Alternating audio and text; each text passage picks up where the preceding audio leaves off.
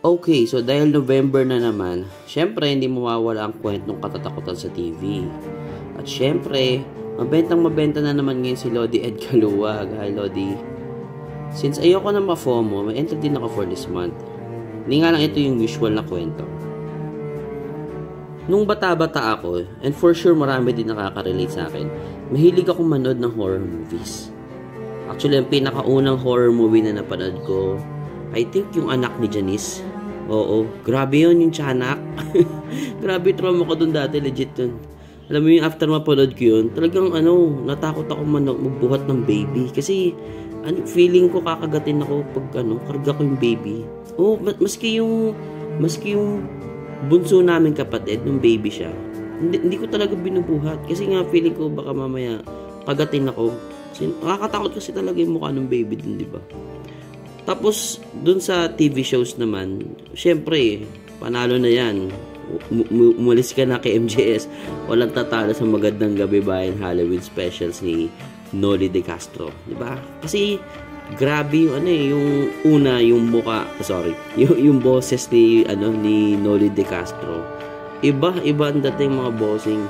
Talagang perfect for Halloween special. Tsaka yung dilim ng mga footages nila. Grabe. Ang daming mga kwento noon na talagang hindi ko makakalimutan. Tapos,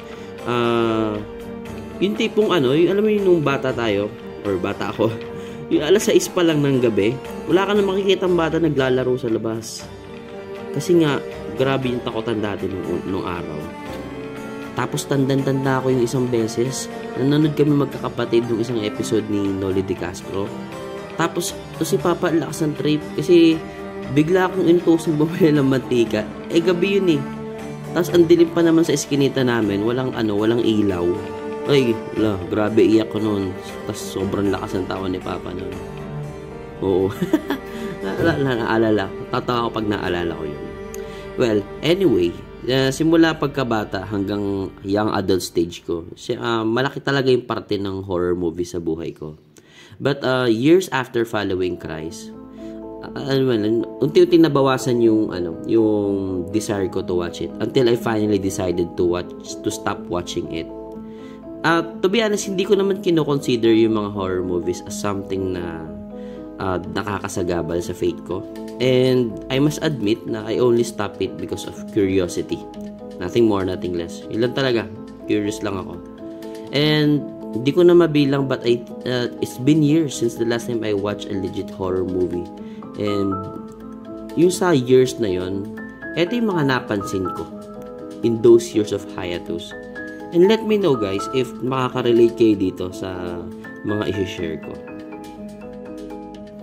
So number 1 na napansin ko after ko ng years of hiatus, number 1 is hindi na nagpapakita sa akin si Chucky. Kilala niyo yan si Chucky, yung killer doll. Yan. For sure marami makaka-relate dito. Alam mo yung pag maliligo ka o kaya maghihilamos, tapos pag pikit mo, biglang lumalabas si Chucky, tapos kung sino-sino pa mga horror characters makikita mo. So, ang gagawin mo, bibilisan mo maghilamos para makadilat ka kaagad. Relate ka, no? Legit, talaga, grabe. Parang, dahil, kung hindi nga lang kailangan maghilamos, hindi na ako maghihilamos o hindi na ako pipikit. Kaya naman nung tinigil ko na yung panonood ng horror movies, as in, nawala yung images kapag pipikit ako. Siyempre, nung bago-bago pa, meron pa. Tatakot pa rin ako. But, unti-unti nawala until wala na akong nakikitang images. Kaya naman ngayon, hindi na ako nagmamadali maghilamos. Number 2 na napansin ko, hindi na ako matatakotin sa dilim.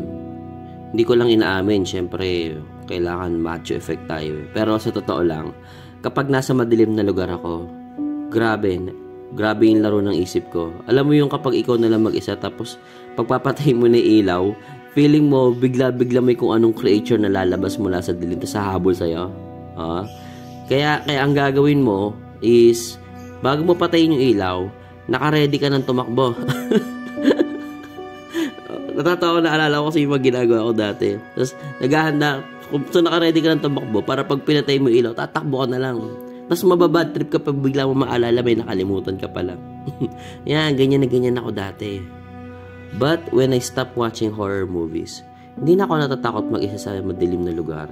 Oo, kahit saan din ako matatakot. And even now, natutulog na ako sa sala mag-isa kahit patay yung ilaw. Kasi minsan mainit sa kwarto namin eh.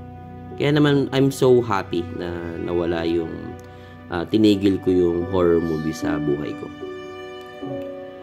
And then, lastly, number 3 na napansin ko, hindi na ako sensitive sa mga elementals and ghosts. Dati kasi especially nung college days ko, super engaged talaga ako sa mga ghost, elementals, and third eye stuff. Yes, I even read books on how to open my third eye. At syempre, Halloween naman. I have experiences of my own sa supernatural things. But siguro, i-share ko na lang to sa next video ko. I can really say those are the wild and crazy years of my life.